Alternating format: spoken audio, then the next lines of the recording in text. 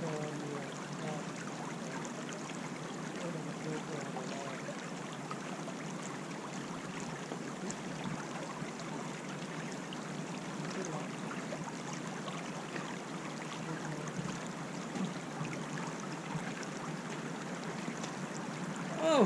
hello class. My gosh. How did you find me again in Southern Ontario?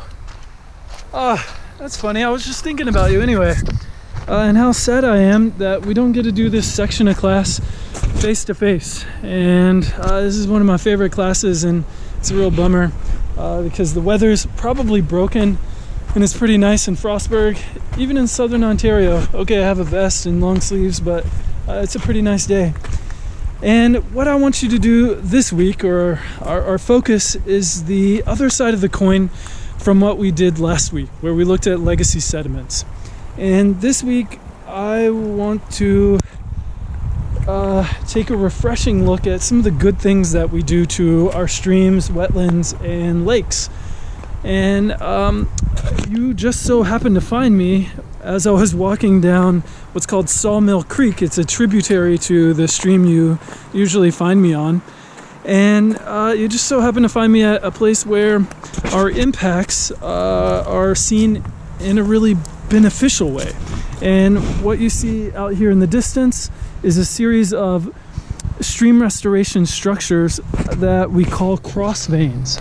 And what these structures are doing, and yes, they're just big giant pieces of rock that go perpendicular to stream flow, but they drop the velocity of your stream and start to restore not only channel morphology and flow, but also habitat. And you can see the evidence. Okay, here's your cross vein, and then the next one you can see, and then the next one is and what's cool, now that you've done a Wollman pebble count and you know the Holstrom curve, you can see the stream is moving down. You can see the bank full up above. Well, I guess it's right there. And it's rather entrenched because you're in a typical suburban stream environment, so it's pretty flashy. And you have a lot of velocity in certain periods, and then it's boom, it's dropped. And you can see all this sediment settled out right here. And then you come over this drop and you create what's called a plunge pool. And okay, it looks like the velocity is moving pretty swiftly here, but let's go ahead and cross. Whoa! But the velocity drops and you can see the foam is moving rather slowly, sort of proving my point. And one thing to remember is, you know, when you put in a meander into a stream, that's one typical restoration approach, or you put in these plunge pools, this step environment, what you're effectively doing is stretching the stream length out over a period of space. So what we typically do when we come in to develop an area to a stream is straighten it out. We want to channelize it and get the water out of there as quickly as possible. And a case in point that you should know well is Sand Spring Run near the football field. It's been channelized and we just really wanted it out of there. We didn't want to flood and we didn't want to deal with its problems, and we want to increase the velocity and get it out. So one of the ways to slow velocity is to take basically, you know, the length of your finger and you bend it. It's still the same length, but it covers less distance. And a meander does that in an above sort of plan view. And this series of structures does the same thing in a 3D view, where it's the same kind of meander, but instead of horizontal, it's vertical. And you can see, okay, it drops and then it drops again. And if you took this and you straightened it out, you know, you would make the stream a little bit longer. It's a little bit hard to explain, but hopefully you're already getting it. That, you know, these systems, yeah, they make interesting habitats in these deep plunge pools, and are also pretty good spots to go swimming. If you are into swimming in mountain streams, I would not swim in this one. Not only do they make habitats, but they also change the stream velocity dramatically. And you can see they put these all through this stream corridor. So what I'm asking you to do for this week is to head out to a nearby stream. I've seen many of the streams that you're working on, and some of them might not have stream restoration infrastructure like cross veins like these, or sometimes they're called J-hooks. And the J-hook will have big stones going up along one side. Usually it's in a system that meanders quite a bit more, and you'll have it looks like a J basically, but it's the same sort of idea. It's just stabilizing the bank and also trying to restore some of the geomorphology. Another thing you could do, if you're having a hard time finding a place that has real stream restoration infrastructure, is you could also notice that protecting the stream corridor, the floodplain, is another way that we've sort of respectfully approached or reoriented, in a lot of cases, our land designs to streams. And you can see all through this wooded area, it almost looks like I'm in the middle of a big forest. I'm definitely not. You can see some McMansions over there, and there's a big high-rise up through the trees, and it's heavily suburbanized, and that's one of the reasons I definitely wouldn't drink it. But in an effort to preserve and basically keep people out of the flood-prone area, they've left this undeveloped. And this is something that you should be able to see in wherever you are. This is a common approach, and typically, again, more historic towns, people that are close to streams, people will build right up on the stream. There's some great examples in the Georges Creek. Take Lonaconing, for example. People are, their backyards are basically in the creek, and that's caused all sorts of problems over the years. So one thing you might notice or document for this week is a stream corridor area, and it could be a reclamation project where it was something that was developed and now it's not, or it could be something like this that really wasn't part of the original development scheme and was designed to be basically preserved for the community to walk through and also not be impacted by flooding. Another thing, and one of the reasons I walked up here, is you see this big, it looks like chain link fence, and in that chain link fence is little cobbles. And here we are. This one's got a lot of sediment on top of it, and we call this gabion. And gabion is Latin for box of rocks. And that's essentially what this is. And this is the cheapest and probably the most widespread bank stabilization that you'll see anywhere, at least in the Western world. I've seen this all over the place. And it's cheap. It's cheaper than finding a big giant rock like you would make a cross vein with.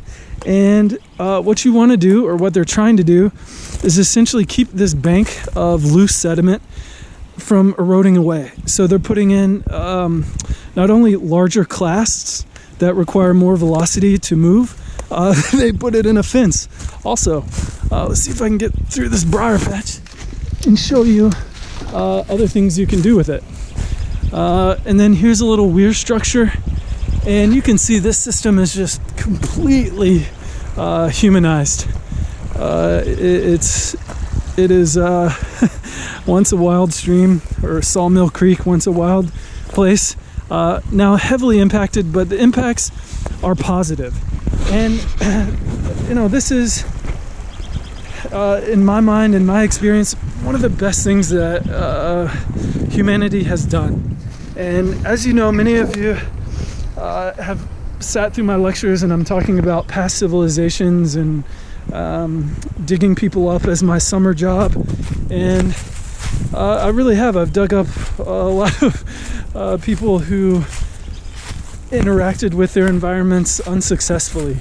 And one day, the sad truth will be somebody will dig these features up. And what's nice is they're a positive impact on an ecosystem. It's not just a selfish, let's take the resources and make the easiest possible life for ourselves. It's trying to restore the ecosystem for the benefit of the broader whole. And I'm also walking up in this stream corridor because you can see this nice walkway that they put in for cyclists, which will lower the impact of erosion. But then you can also see these little mulch piles. And this could be something you notice in your stream restoration area too, where there are some thicker stems or tree trunks. Stems is just kind of like the generic term because, you know, a stream could be a river, a stream could be a creek. Stems are, could be like that, a twig, or it could be a tree trunk. Anyway, the thicker stems probably date to, I don't know, 50 years old.